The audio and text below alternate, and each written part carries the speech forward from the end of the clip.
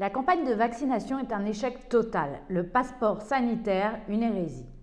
Depuis plusieurs semaines, les maires mettent tout en œuvre dans leur commune pour ouvrir des centres de vaccination en urgence et s'organiser sur le terrain. Des investissements ont été réalisés et du personnel a été dépêché. Depuis le début de cette campagne vaccinale chaotique, personne ne les a aidés. Et pour cause, quand on voit que la Commission européenne a voulu tout prendre en main, qu'elle s'est auto-attribuée la mission de coordination sur le plan européen, elle s'est révélée une fois encore totalement larguée.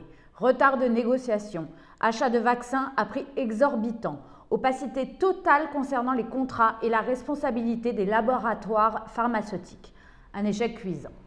La production du nombre de doses n'a pas été contrôlée, le transport n'a pas été organisé et la répartition entre les États membres a été calculée en dépit du bon sens. Par exemple, en France, dans les Alpes-Maritimes, qui se trouvent être dans une situation critique, ses habitants sont contraints d'être reconfinés. 3500 doses supplémentaires vont être acheminées à la hâte, mais cela pour plus d'1 million d'habitants. Arrêtons de nous prendre pour des idiots. En ce qui concerne notre liberté de se faire vacciner, Emmanuel Macron nous avait promis de nous la laisser.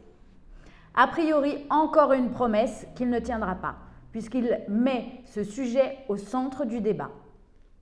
Monsieur le Président, il faut arrêter de stigmatiser les Français, de créer une disparité entre nos concitoyens, ceux qui auront un passeport et ceux qui ne l'auront pas, les vaccinés contre les non-vaccinés, les jeunes contre nos aînés, les paupérisés contre les nantis, ceux qui ne pourront pas recevoir les vaccins pour cause d'allergie. Bref, vous attisez la haine entre les Français.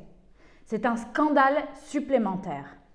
Comme le dit Marine Le Pen, comment peut-on envisager une telle mesure alors que l'État est incapable de pouvoir vacciner l'ensemble de la population? En réalité, cela vise à masquer le naufrage du gouvernement qui n'a pas développé le test salivaire, simple à effectuer et offrant un résultat rapide. Et la seule stratégie opérante que nous réclamons depuis le début, tester, tracer, isoler, soigner. Après plus d'1 an de crise sanitaire, il serait temps de vous bouger.